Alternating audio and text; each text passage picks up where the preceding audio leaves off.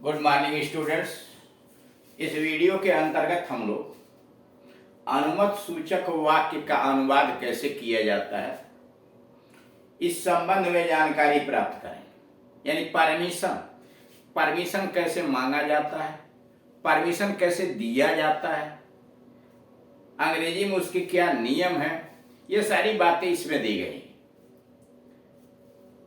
पहला वाक्य, मुझे प्रथम श्रेणी में यात्रा करने की अनुमति दी जाए। मुझे प्रथम श्रेणी में यात्रा करने की अनुमति दी जाए, इजाजत दी जाए। अंग्रेजी हुआ I may be allowed. I may be allowed or permitted. Allowed लिखिए या परमिटेड लिखिए, to travel first. I may be allowed to travel first या I may be permitted to travel first. दूसरा तरीका है, I may be given permission. I may be given permission to travel first. I may be given permission to travel first.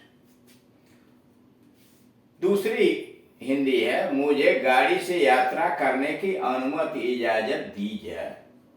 मुझे गाड़ी से यात्रा करने की अनुमति दी जाए या मुझे गाड़ी से यात्रा करने की इजाजत दी जाए।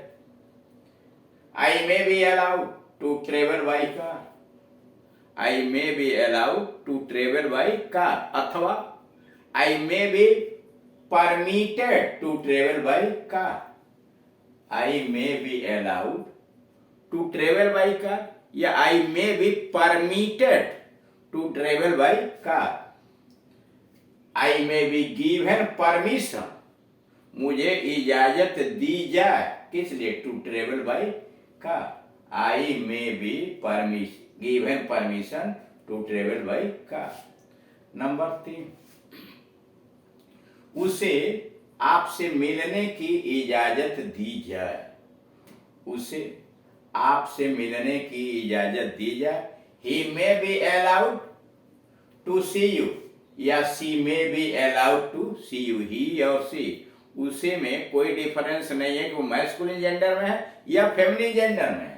तो he may be allowed to see you या she may be allowed to see you. He may be permitted to see you या she may be permitted to see you. He may be given permission to see you. He may be given permission to see you अथवा she may be given permission to see you। तो यानी इस तरह से देख रहे हैं कि इस वाक्य का प्रयोग पैसिव वॉइस में किया जा रहा है। He may be allowed to see you या he may be permitted to see you या she may be given permission to see you। ऐसे वाक्यों से अफसरों या अन्य उच्च अधिकारियों से अनुमति मांगने का बोध होता है। यानी ये जो वाक्य प्रयोग किए जाते हैं इंग्लिश में, यह अफसरों से या उच्च अधिकारियों से इन वाक्यों के माध्यम से परमिशन मांगा जाता है। यानी ऐसे वाक्यों से अफसरों या उच्च अधिकारियों से अनुमति मांगने का भाव व्यक्त होता है। नोट, ऐसे वाक्यों का प्रयोग दफ्तरों या कार्यालयों में तो होता है। ऐसे वाक्यों का प्रयोग दफ्तरों या कार्यालयों में तो होता है, पर बोलचाल की भाषा में इस प्रकार के वाक्य विरले ही मिलते हैं, शायद ही मिलते हैं। मतलब यह जो प्रयोग किया गया है कि उसे आपसे मिलने की इजाजत दी जाए। He may be allowed to see you या he may be permitted to see you. He may be given permission to see you. इस तरह के वाक्यों का प्रयोग दफ्तर या कार्यालयों में तो होता है, लेकिन बोलचाल के सामान्य भाषा में इस प्रकार के वाक्य शायद ही दिखाई देते हैं, शायद ही मिलते हैं। अगला नमूना है, क्या मैं बाहर जा सकता हूं। क्या मैं बाहर जा सकता हूं या क्या मैं बाहर जाऊं। हाँ, जा सकते हैं, नहीं, नहीं जा सकते। दो उत्तर दिए। यह प्रश्न पूछा गया है क्या मैं बाहर जा सकता हूं या क्या मैं बाहर जाऊं? इसके दो उत्तर हुए, हाँ जा सकते हैं, नहीं नहीं जा सकते हैं। दूसरा वाक्य दिया गया, क्या मैं अंदर आ सकती हूं या क्या मैं अंदर आऊं? उत्तर दिया गया है, हाँ आ सकते हैं, नहीं नहीं आ सकते। मतलब प्रश्न पूछा गया है, उन प्रश्नों के दो जवाब हुए, हाँ और ना में।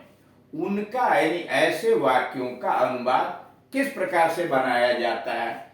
जैसे पहले वाक्य में दिया हुआ है, क्या मैं बाहर जा सकता हूं, मे आई गो आउट। यह हुआ प्रश्न, इजाजत मांगने का यह वाक्य है, मे आई गो आउट, क्या मैं बाहर जाऊं? यस, हाँ।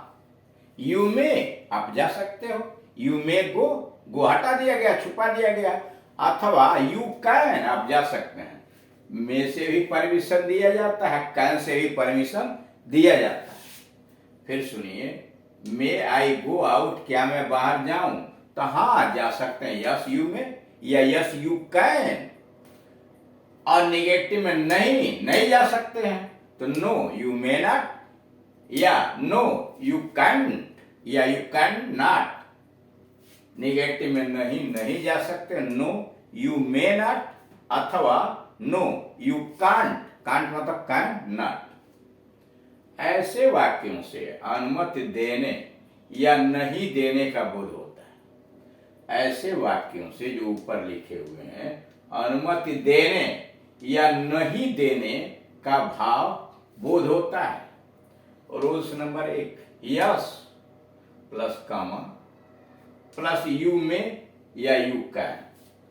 रूल नंबर 1, हाँ हाँ के बाद यस, यस के बाद कामा लगाया, आई यू में या यू कैन, ये वाला। और दूसरा नो, ये वाला, यू मे नॉट या यू कांट। नंबर 2 रूल्स, हाँ जा सकते हैं, यस यू में या यू कैन। आगे ट्रांसलेशन किया गया, हाँ जा सकते हैं, यस, हाँ की अंग्रेजी यस, कामा लगा दिया।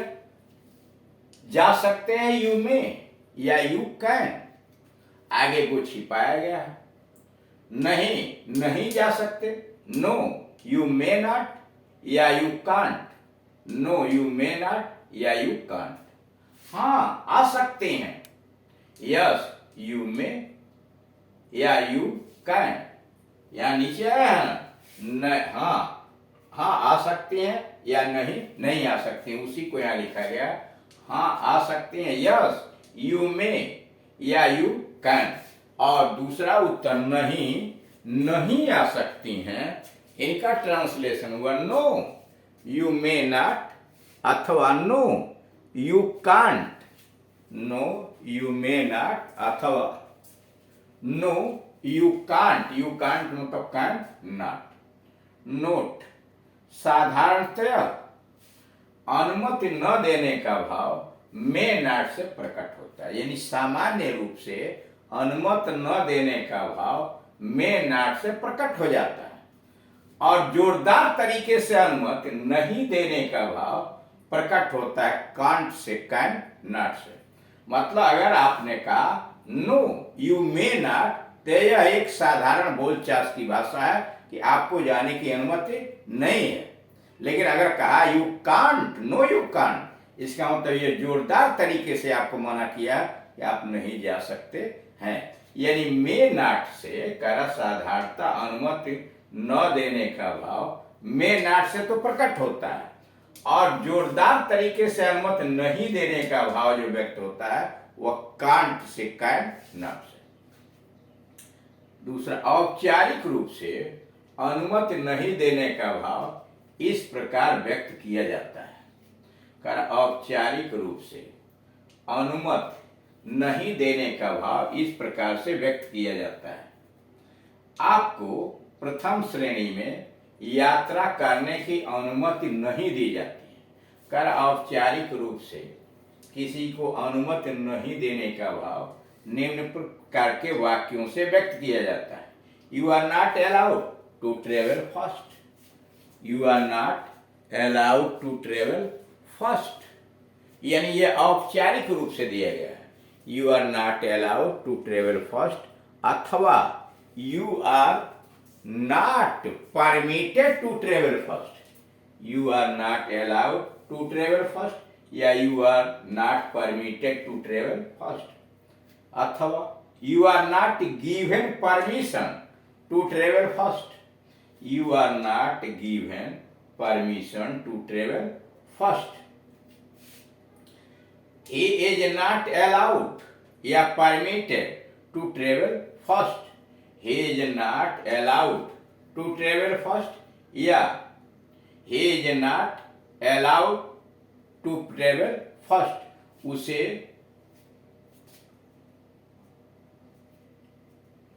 प्रथम श्रेणी में यात्रा करने की इजाजत नहीं दी जाती है।